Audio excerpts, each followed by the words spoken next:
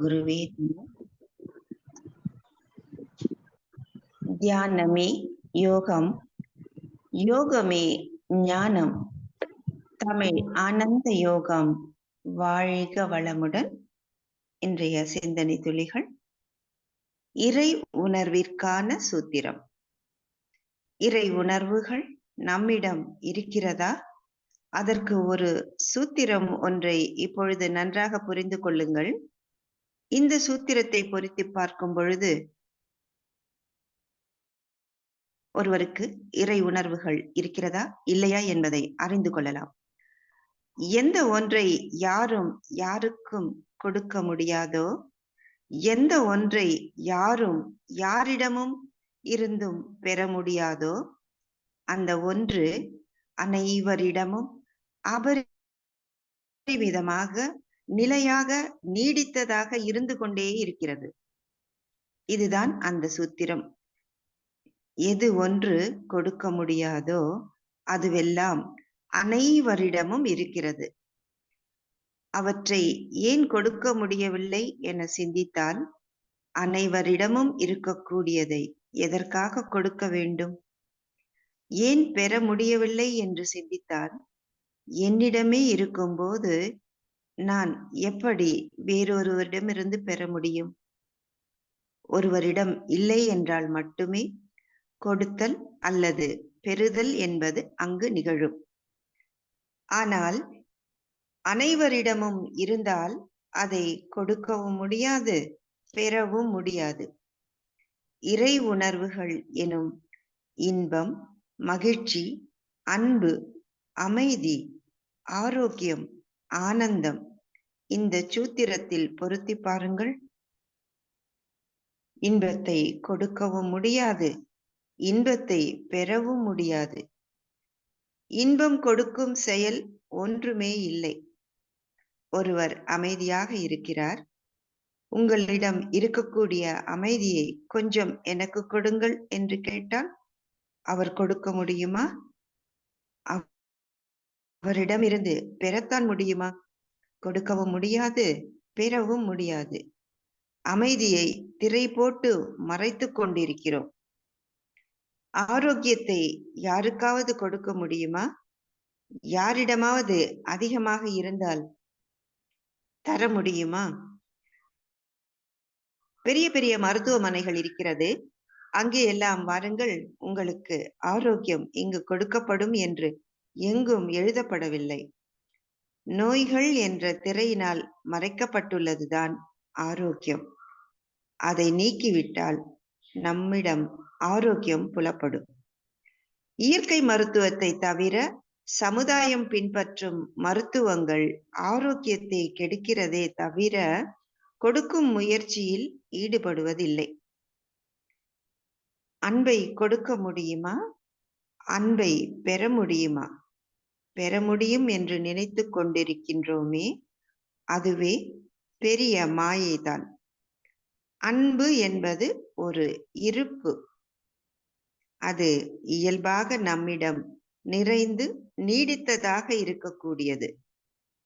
அன்பாக இருக்கத்தான் முடியும், அதை உணரத்தான் முடியும். வெறுப்பு என்பதை நீக்கிவிட்டால் அன்பு என்பதை நாம் உணர முடியும்.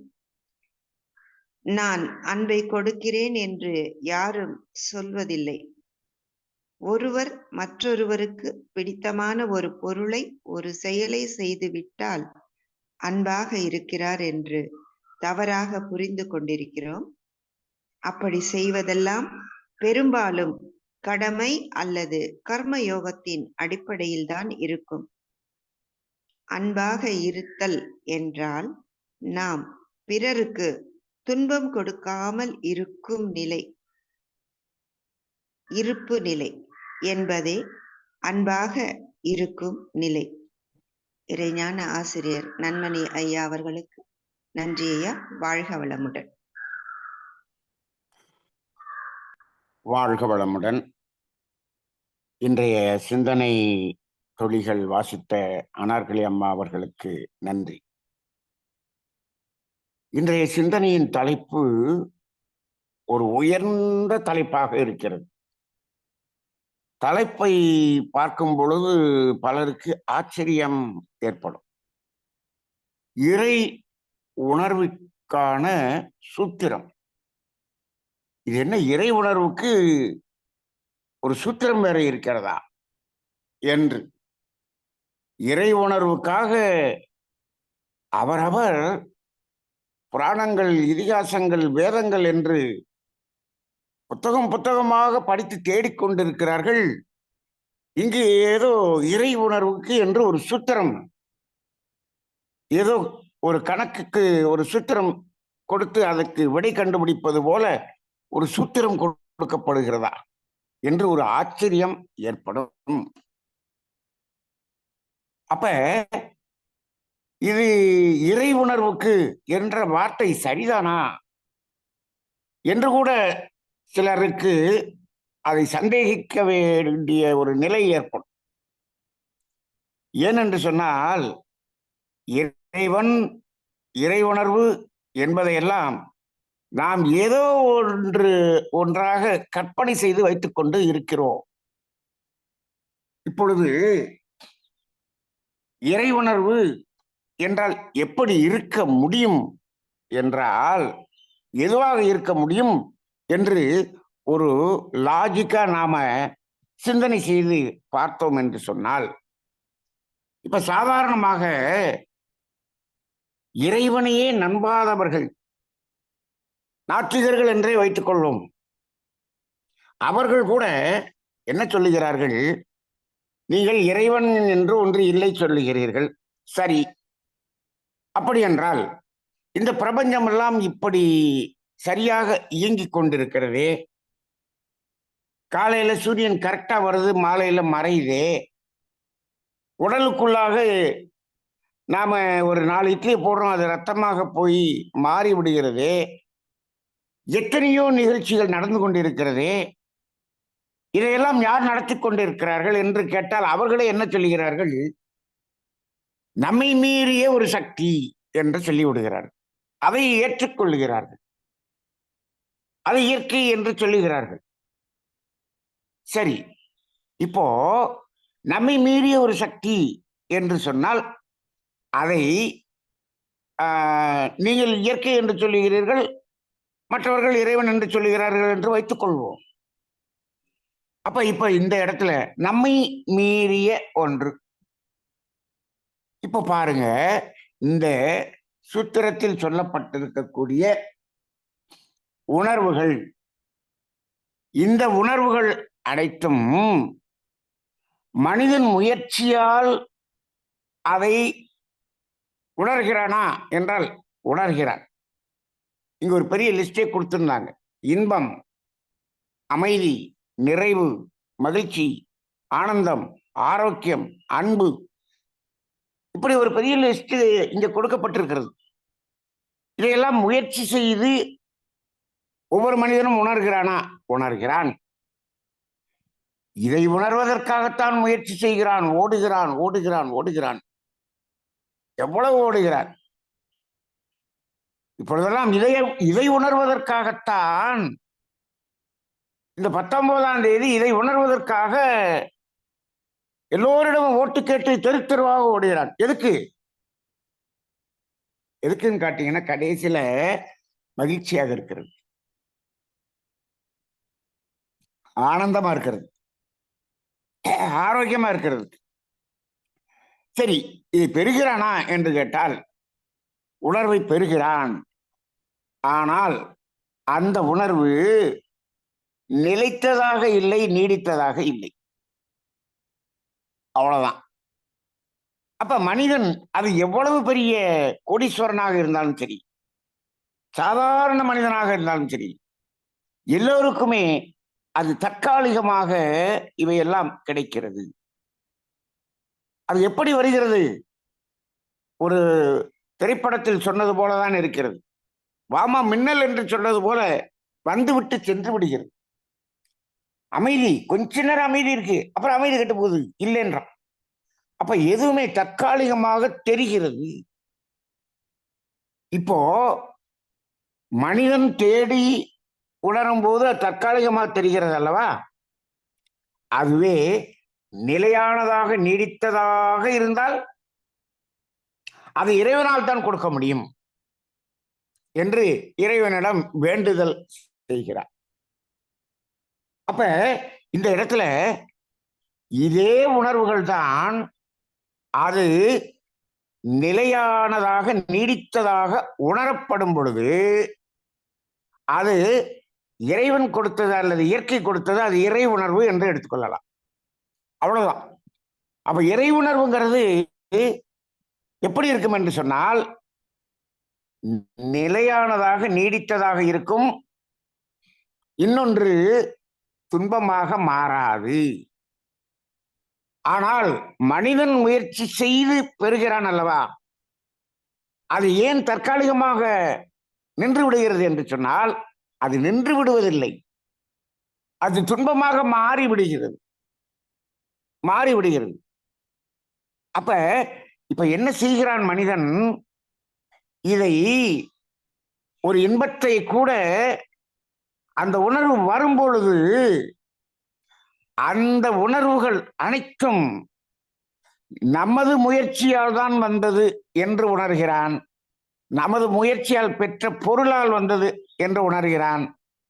நமது முயற்சியால் பெற்ற பொருளை வாங்குவதற்கான அந்த பணத்தை சம்பாதித்து வைத்ததினால்தான் வந்தது என்று நம்புகிறான்.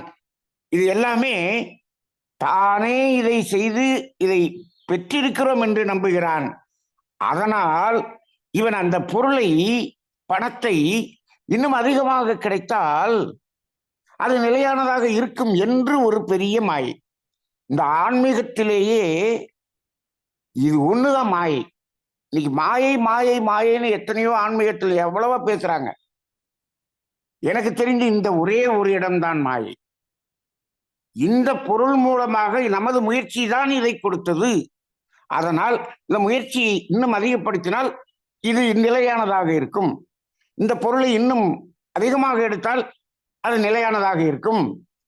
இந்த பொருளை இன்னும் தன்மையில பெரிய தன்மையாக எடுத்தால் இது இன்னும் இந்த உணர்வுகள் பெரிதாக இருக்கும், நீடித்ததாக இருக்கும் என்று நினைக்கிறான். பார்த்தீங்களா? இந்த நினைப்பு ஒன்றுதான் மாயை. இந்த ஒரே ஒரு மாயை மட்டும் விலகிவிட்டால் போதும், ஆன்மீகத்தில் வென்று விடலாம். இந்த ஒரு மாயை விளங்கினால் போதும். ஆணவம் கர்மம் மாயை என்று சொல்கிறோமே, அந்த மாயை என்பது இந்த ஒரே ஒரு மாயை தான். மாயை எத்தனையோ மாயை என்பது இது ஒண்ணுதான் மாயை. சரி, இப்போ இந்த சூத்திரம் என்ன சொல்லுகிறது என்று சொன்னால், எது ஒன்றை யாரும் யாரிடம் கொடுக்க முடியாதோ, எது ஒன்றை யாரும் யாரிடமிருந்தும் பெற முடியாதோ, அந்த ஒன்று அனைவரிடமும் அபரிமிதமாக நிலையாக நீடித்ததாக இருக்கிறது என்பது இந்த சூத்திரமாக இருக்கிறது. இப்போ நாம் முயற்சி செய்து பெறுகிறோம். இப்போ இந்த பொருள்தான் கொடுத்தது என்று சொன்னதினால் மனிதன் என்ன பண்ணிட்டான்? இந்த பொருளை அவரிடமிருந்து நான் பெற முடியும் அல்லவா, இந்த பொருளை இவருக்கு நான் கொடுக்க முடியும் அல்லவா. அப்ப இவன் என்ன நினைக்கிறான்? இதை கொடுக்க முடியும், பெற முடியும் என்று நம்புகிறான். அதற்குரிய பணத்தை கொடுக்க முடியும், பெற முடியும் என்று நம்புகிறான். நீங்க கொடுத்து பெறக்கூடியது என்பது எல்லாமே அந்த தற்காலிகம் தானே தவிர நிலையானது இல்லை. அது துன்பமாக மாறிவிடும். நீங்கள் பணத்தை கொடுத்து பாருங்கள், உங்களது குழந்தைகளுக்கே பணத்தை கொடுத்து பாருங்கள், அது துன்பமாக மாற்றிக்கொள்ளும். அவ்வளவுதான். நீங்கள் நமது சந்ததிக்கு சொத்தை சேர்த்து வைத்து பாருங்கள், அவர்கள் அதை துன்பமாக மாற்றிக்கொள்வார்கள். அவர்கள் துன்பமாக மாற்றிக்கொள்வதை பார்த்து கொண்டு நாம் இருக்க வேண்டிய ஒரு நிலைதான் இருக்கும். எங்கு சென்றாலும் அதை துன்பமாக மாற்றக்கூடிய வேலைதான் நடக்கிறது. இப்பொழுது உலகம் முழுவதும் இந்த இறை உணர்வுகளை துன்ப உணர்வுகளாக மாற்றக்கூடிய பெரிய இண்டஸ்ட்ரி ஒன்று நடக்கிறது. அது எங்க நடக்கிறது? உலகம் முழுவதும் நடக்கிறது.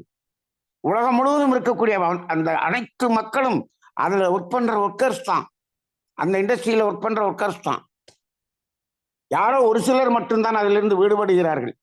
அதுல 0.001% சொல்லலாம், அவர்கள் தான் விடுபடுகிறார்கள். மற்றவர்கள்லாம் அந்த இண்டஸ்ட்ரியில ஒர்க் பண்ணிக்கிட்டு இருக்காங்க. எந்த இண்டஸ்ட்ரி? இந்த இறை உணர்வுகள் என்று சொல்லக்கூடிய இந்த உணர்வுகளை எல்லாம் துன்பமாக மாற்றக்கூடிய இண்டஸ்ட்ரி. அதுதான் நடந்து கொண்டிருக்கிறது. இதில் ஒரு வருத்தப்படக்கூடிய வேலை என்ன என்று சொன்னால், அந்த இண்டஸ்ட்ரிக்குள்ள ஆன்மீகம் என்பதையும் கொண்டு போய் அந்த இண்டஸ்ட்ரியிலே வச்சுட்டான். இப்பொழுது இருக்கக்கூடிய ஆன்மீகம் முழுவதும் அதே துன்பத்தை உண்டு பண்ணுகிற இண்டஸ்ட்ரியில போய் இணைந்து விட்டது. ஆன்மீகம் என்பதை எங்க இருக்கிறது என்று தேடக்கூடிய நிலை வந்து விட்டது. எது ஒரிஜினல் ஆன்மீகம்? யார் ஒரிஜினல் குரு என்று சொல்லக்கூடிய எந்த குரு ஒரிஜினல்? தேடிக்கொண்டிருக்கக்கூடிய நிலை வருகிறது. போலிகள் அதிகமாகி விட்டதனால ஒரிஜினலை கூட போலியா நினைக்கக்கூடிய, சந்தேகப்படக்கூடிய ஒரு நிலை வந்து விட்டது. ஆக இப்போ இந்த சூத்திரம் என்ன சொல்கிறது என்று சொன்னால், இதை கொடுக்கவும் முடியாது, பெறவும் முடியாது. அப்படின்றால் அது நம்மிடம் இயல்பாக நிறைந்து இருக்கிறது என்று சொல்லுகிறது இந்த சூத்திரம். அப்ப நீங்க நல்லா பாருங்க, இந்த லிஸ்ட்ல இருக்கக்கூடிய எந்த உணர்வையும் இந்த சூத்திரத்தோடு பொருத்தி பாருங்கள். இதுக்கு உதாரணத்துக்கு இங்கே நாம் ஒரு 3 சொல்லி இருக்கிறோம். அமைதியை கொடுக்க முடியுமா, பெற முடியுமா? முடியாது. ஆரோக்கியத்தை கொடுக்க முடியுமா, பெற முடியுமா? முடியாது. எங்காவது மருத்துவமனையில் கேட்டிருக்கிறோம் இந்த இடத்துல, இங்க ஆரோக்கியம் கொடுக்கப்படும் என்று எங்காவது எழுதி போட்டு இருக்கிறார்களா? போட முடியாது. அப்படி போட்டிருந்தால் இறைவன் வந்து அந்த கோ என்ற வார்த்தையில் இருக்கக்கூடிய அந்த துணைக்காலை அழித்து விட்டு சென்று விடுவான். இங்கு ஆரோக்கியம் கெடுக்கப்படும் என்று என்னால் போட முடியும். அது சரியாக பொருந்தும். இன்னைக்கு இருக்கக்கூடிய எல்லா மருத்துவமனைகளுக்கும் அது பொருந்தும். இங்கு ஆரோக்கியம் கெடுக்கப்படும் என்று சொல்லப்படும். மறைமுகமாக அது கெடுக்கப்படும். ஆனால் உங்களுக்கு அது அது கொடுக்கப்படுவது போல தெரியுமானால் கெடுக்கப்படும். எல்லாமே தற்காலிகம் தானே. ஆக அந்த ஆரோக்கியத்தை கொடுக்க முடியவில்லை, பெற முடியவில்லை. அன்பையும் கொடுக்கவும் முடியாது, பெறவும் முடியாது. அன்பாக இருக்கத்தான் முடியும். ஆக இப்போ இப்படி இவையெல்லாம் கொடுக்கவும் முடியாது, பெறவும் முடியாது என்று சொன்னால் எல்லோரிடமும் நிறைவாக இருக்கிறது. ஆனால் ஒன்றை கொடுக்க முடியும். எது? துன்பம். துன்பம் என்பதை கொடுக்கவும் முடியும், பெறவும் முடியும். இது எல்லாருக்கும் நல்லா தெரியும். இப்பொழுதெல்லாம் நாம் செய்து கொண்டிருக்கக்கூடிய வேலை என்ன? மக்கள் செய்து கொண்டிருக்கக்கூடிய வேலை என்ன? காலை எழுந்ததிலிருந்து இரவு தூங்கக்கூடிய வரை பெரும்பாலும் துன்பம் கொடுக்கும் வேலைதான் செய்து கொண்டிருக்கிறோம். இப்படிதான் நடந்து கொண்டிருக்கிறது. ஏனென்று சொன்னால், இந்த துன்பத்தை கொடுத்தால் நமக்கு இன்பம் கிடைக்கும் என்று இவன் நம்புகிறான். எப்படி நம்புவது? எங்கு இருக்கிறது அந்த செயல் விளைவு தத்துவம்? எங்கு இருக்கிறது அந்த ஆன்மீகம்? யார் இதையெல்லாம் சொல்லிக் கொடுத்தார்கள்? இதை கோயிலிலே அதே செய்கிறான், ஆன்மீகத்திலே அதை செய்கிறானே. அடுத்தவர்களுக்கு துன்பப்படுத்தி இவன் இன்பமாக இருக்க முடியும் என்று ஆன்மீகம் நடத்துகிறானே. எப்படி என்று புரியவில்லை. அப்ப அந்த துன்பம் என்ற ஒன்று கொடுக்கவும் முடிகிறது, பெறவும் முடிகிறது என்று சொன்னால் அது இறைத்தன்மை கிடையாது. இது மனிதன் உருவாக்கிய தன்மை. இது ஒன்று மட்டும்தான் அப்படி. அப்படி என்றால் அது யாரிடமும் இல்லை, யாரிடமும் இயல்பாக இல்லை. ஆனால் எல்லோரும் என்ன சொல்லிக் கொண்டிருக்கிறார்கள்? எங்களிடம் அது மட்டும்தான் இருக்கிறது, நீங்கள் சொல்ற அந்த லிஸ்ட்ல இருக்கிறது எதுவுமே இல்லை, இந்த துன்பம் மட்டும்தான் இருக்கிறது, நீங்கள் எப்படி இது இல்லை என்று சொல்லுகிறீர்கள்? அப்படின்னா அதுதான் துன்பம்தான் நிலையாக இருக்கக்கூடிய அளவுக்கு நீங்கள் உற்பத்தி செய்து வைத்து விட்டு இறைவன் எனக்கு துன்பத்தை கொடுக்கிறான் என்று இறைவன் மீது பழி போடுகிறீர்கள். இல்லை, இது நாம உற்பத்தி செய்தது. இது மயக்கத்தில் அடிப்படையில் இது உற்பத்தி ஆனது. ஆக இப்பொழுது நாம் அந்த நிலையான அந்த உணர்வுகளை எல்லாம் இந்த சூத்திரத்தின் அடிப்படையில் பார்த்தால் அனைவரிடம் இருக்கிறது என்று சொன்னால் அதை எப்படி உணர்வது என்று சொன்னால், சும்மா இருந்தால் போதும், கெடுக்காமல் இருந்தால் போதும். கெடுக்காமல் இருந்தாலே அந்த நிலையான உணர்வுகளை நாம உணர முடியும். அப்போது அது நிலைத்ததாக இருக்கும். அப்படி உணர்ந்தவர்கள் தான் மகான்கள். நீங்கள் கோடி கோடியாக பணம் வைத்திருப்பவர் என்ன செய்கிறார்? கோமணம் கட்டி இருக்கக்கூடிய ரமண மகரிஷியிடம் சென்று எனக்கு அமைதி வேண்டும், ஆரோக்கியம் வேண்டும் என்று கேட்கிறார். அவர் என்ன சொல்ல முடியும்? இது எல்லாத்தையும் விட்டுட்டீங்கன்னா அது கிடைச்சிரும் அப்படின்னு. இது ஒரு திரைப்படத்தில் இந்த கருத்து சொல்லப்பட்டிருக்கிறது. ஒரு பண மூட்டையை கொண்டு வந்து ஒருத்தர் கொடுப்பார். ரஜினிகாந்த் வயசான ஒரு தோற்றத்தில் இருப்பார். என்ன வேண்டும் என்று கேட்பார். எனக்கு அமைதி வேண்டும், நிம்மதி வேண்டும். நீ என்னப்பா இது என்ன கொண்டு வந்திருக்க? இது பணம். இதை வைத்து நீ பெற்றுக்கொள்ள வேண்டியதானே? எதுக்கு எனக்கு கொடுக்குற? உங்களுக்காக தான் கொண்டு வந்தேன். இதை வைத்து நீ நிம்மதியை பெற்று, இது நிறைய இருக்கு இன்னும் வீட்டுல. அப்ப அவர் சொல்லுவார், இது எல்லாத்தையும் நீயே வச்சிருந்தீங்கன்னா உனக்கு எப்படிப்பா அமைதி கிடைக்கும்? இது எல்லாத்தையும் யாருக்கு தேவையோ அங்க குடு, அப்பதான் கிடைக்கும் அப்படிம்பார். அப்ப அந்த இடத்தில் நாம் இதை கெடுக்காமல் இருந்தாலே போதும், இவை அனைத்தும் நமக்குள்ளாக கிடைக்கும். அப்ப இப்போ இந்த இறை உணர்வு என்பது என்ன என்று பார்த்தால், நாம் இந்த மாயையிலிருந்து விலகி இந்த நிலையானது நம்முள் இருக்கிறது என்பதை உணர்ந்து, நாம் இப்ப ஆரோக்கியத்தை உணர வேண்டும் என்று சொன்னால் ஆரோக்கியத்தை கெடுக்கும் வேலையை நிறுத்திவிட்டால் போதும். அதனாலதான் அந்த காலத்தில் சொன்னாங்க, எது உயர்ந்த மருந்து, உயர்ந்த ஔஷதம், பரம ஔஷதம். பரம ஔஷதம்னா உயர்ந்ததிலும் உயர்ந்த ஔஷதம் எது என்று சொன்னார்கள்? லங்கனம். லங்கனம் பரம ஔஷதம் என்று சொன்னார்கள். எப்படி? அப்ப என்ன செய்தார்கள்? கெடுப்பதை நிறுத்திவிட்டால் ஆரோக்கியம் தானாக வந்துவிடும். அமைதியை கெடுப்பதை நிறுத்திவிட்டால் அமைதி வந்துவிடும். துன்பமாக மாற்றாமல் இருந்தால் இன்பம் வந்துவிடும். எல்லாமே நாம் இந்த உலக பொருள்களின் மூலம் அந்த மயக்கத்தில் இருந்து துன்பமாக மாற்றுவதை நிறுத்துங்கள். அந்த இறை உணர்வு என்பதை பெற முடியும். அப்ப எல்லா மகான்களும் கடைசியில் அவங்க சொன்னது என்னன்னா, சும்மா இரு, சுகம் என்று சொன்னார்கள். அந்த நிலையில் இந்த திருப்புதலை கொண்டு வருவதற்குத்தான் தியானம். தியானம் என்பது, ஆன்மீகம் என்பது இந்த உலக பொருள்களை பெறுவதிலிருந்து விலகுவதுதானே தவிர, நம்மிடம் இருப்பதை இருந்து விளக்குவதுதானே தவிர, பெறுவது என்பது ஒன்றுமே இல்லை. பெறுவது என்று ஆன்மீகம் நடத்துகிறவர்கள் அனைவரும் ஆன்மீக அயோக்கியர்கள் என்றுதான் சொல்ல வேண்டும். ஆன்மீகத்தில் பெறுவது என்பதே கிடையாது. இதை பெற வேண்டும், அதை பெற வேண்டும் என்பதற்காக வேண்டுதல் செய்கிறார்கள் கோயில், அதை அறியாமை. ஆனால் ஞானம் என்ற பாதையிலும் இதை பெறுவது, அதை பெறுவது, இதை பெறுவது என்பதற்காக என்று சொன்னால் அது ஞானத்தின் பாதையை அல்ல. அல்ல, பெறுவது என்பதே இல்லை. ஏன்? அதுதான் இந்த சூத்திரத்தின்படி எல்லாத்தையும் நாமே பெற்றிருக்கிறோமே, இனி என்ன பெற வேண்டி இருக்கிறது? கெடுப்பதற்கான ஒரு பொருளை பெறுவதற்கு நீங்கள் முயற்சி செய்து கொண்டிருக்கிறீர்கள். நீங்கள் அப்படியே இந்த பிரபஞ்ச ஆற்றலை பயன்படுத்தி ஒரு கார் வாங்குங்க, அதை வாங்குங்க, இதை வாங்குங்க, வாங்கி விடலாம். வாங்கிவிட்டால் துன்பத்தின் அளவு உங்களிடம் கூடிவிடும். உங்களால் இறை உணர்வு சத்தியமாக நீங்கள் உணரவே முடியாது. உணரவே முடியாது. தற்காலிகமான ஒரு உணர்வுக்கு அழைத்து செல்லக்கூடிய தற்காலிக ஆன்மீக ஞானிகள் போல நடித்துக் கொண்டிருக்கக்கூடிய வேஷதாரிகள் இப்பொழுது நிறைய முளைத்து விட்டார்கள். வேதாத்திரியத்தின் உண்மை நிலையை நீங்கள் உணர்ந்து பாருங்கள். அங்கு பெறுதல் என்பதே கிடையாது. இந்த நிலையை உணர்வதற்கு மகரிஷியினுடைய கடைசி தத்துவம், நீ விட வேண்டியதை விட்டுவிட்டால் பெற வேண்டியது அனைத்தும் உன்னுள்ளாக அந்த இடத்திலேயே நிலையானதாக நீடித்ததாக நீ உணர முடியும். இது வேதாத்திரி மகரிஷியினுடைய கடைசி காலத்தில் சொன்ன முழுமையான தத்துவம். அந்த அடிப்படையில் இந்த சூத்திரத்தை பொருத்தி பாருங்கள். பொருத்தி பார்த்து விடுதலை என்ற ஒரு நிலைக்கு வாருங்கள். இந்த உணர்வுகள் எல்லாம் நிலையானதாக உணர முடியும். அதுதான் இறை உணர்வு. எங்கோ போய் இறைவனை தேடுகிறேன் என்று இல்லை, நமக்குள்ளாகவே இறைவன் இந்த உணர்வுகளாக இருந்து கொண்டிருக்கிறான். நிலையானதாக நீடித்ததாக இருந்து கொண்டிருக்கிறான். யாரிடமும் இல்லை என்று சொல்லவே முடியாது. அதை உணர்வதற்கான முயற்சி என்ன செய்ய வேண்டும் என்று சொன்னால், முயற்சியற்று இருப்பதுதான் முயற்சி. அப்ப இப்ப எதுக்கு நம்ம முயற்சி பண்றோம்? எதுவும் செய்யாமல் இருப்பதற்கு ஏதோ செய்து கொண்டிருக்கிறோம். இதுதான் உண்மையான ஆன்மீகமாக இருக்கிறது. இது ஒரு பெரிய ஒரு சிந்திக்க வேண்டிய ஒரு தலைப்பு. இதை இப்பொழுது கேட்பதோடு நிறுத்தி விடாதீர்கள், சிந்தித்து பாருங்கள்.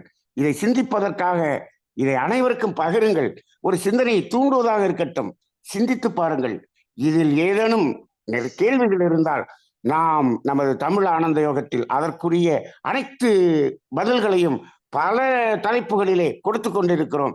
அவைகளையும் இந்த சமுதாயத்துக்கு பகிர்ந்து நமது வேதாத்திரிய அன்பர்களுக்காவது இதை முழுமையாக விளங்கச் செய்யுங்கள். ஏனென்று சொன்னால் வேதாத்திரி அன்பர்களுக்கே இந்த ஒரு ஞானம் என்பது இன்னும் தெரியாமல் இருக்கிறது. அவர்களை சென்று அடைய வேண்டும். இது நமது பணியாக இருக்க வேண்டும். வாழ்க வளமுடன். நன்றிங்க.